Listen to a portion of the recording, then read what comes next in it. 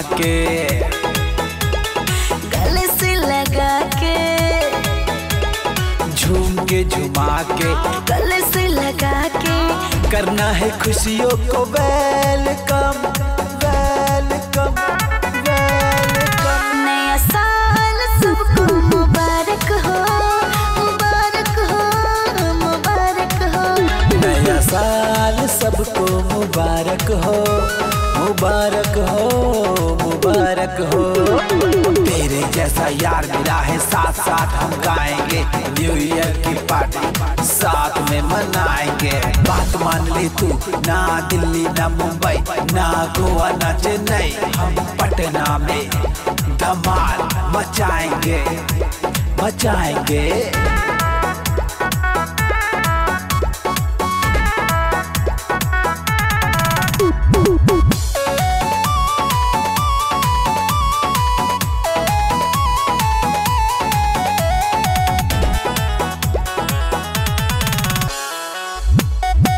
नहीं किसी से कोई सिकवा गिला, दो पल की जिंदगी है जी लो जरा।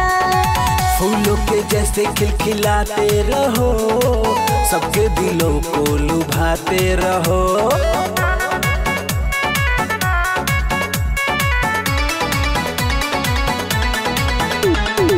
नहीं किसी से कोई सिकवा गिला, दो पल की जिंदगी है जी लो जरा। फूलों के जैसे खिलखिलाते रहो, सबके दिलों को लुभाते रहो। हंस के हंसा के, दिलों को मिला के, भूल जाना है सारे गम सारे गम सारे गम। नया साल सबको मुबारक हो, मुबारक हो, मुबारक हो।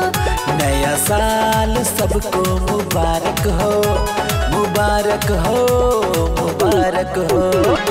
दोस्तों के साथ मनेगी हैप्पी न्यू ईयर पार्टी, घूमेंगे फिरेंगे नाचेंगे गाएंगे और चलेगी पार्टी। मेरे अंगने में तुम्हारा क्या काम है, मेरे अंगने में तुम्हारा क्या काम है। Yo happy new year party 2022. You are listening Sunny Maria and Sandhya Sargar.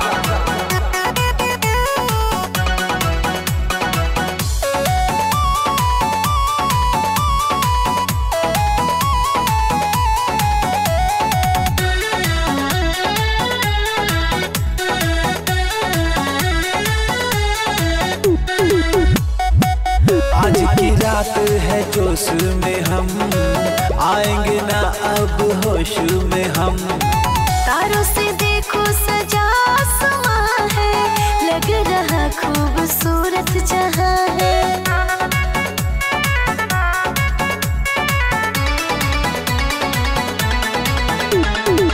आज की रात है जोश में हम, आएंगे ना अब होश में हम।